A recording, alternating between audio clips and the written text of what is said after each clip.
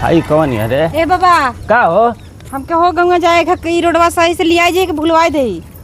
पटेहरा टोला जाबो? हाँ। चला हम छोड़ देते चला। उधर चल बा।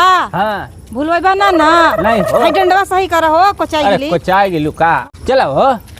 ठीक बा चलो। ए बाबा का हो? कहाँ जात हो? ए साला का देखत है रे? वो हर जाती गाय में छोड़ा है। के ए नहीं गए? अच्छा तू रहा हम छोड़ के आवत नहीं रे। अरे साला मत जाए रे। आ? ये साला बहुत हरामी है, उलाट पलाट दे रहा है। दे तू बूढ़ दलिदर बा भुलवाई मुरा राख। कहा कान भरा था? जा हम आवत छोड़ के जा। ज्यादा नहीं संगे चले तोरे आखी लौकी के ना लौकी।